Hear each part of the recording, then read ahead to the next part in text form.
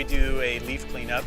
We typically just go around and blow everything out of the edges and into the middle of the lawn, blow the beds out, clean the decks off, the driveway, all that stuff, just kind of get everything pushed to the middle of the lawn, and then we will run our mowers just kind of back and forth over the lawn, mulch the leaves up the best we can, and then we throw the bagger on the mower and we collect all the leaves that don't mulch up, and really kind of finish it off with a little mowing and blowing off of the hard surfaces, and that's really it.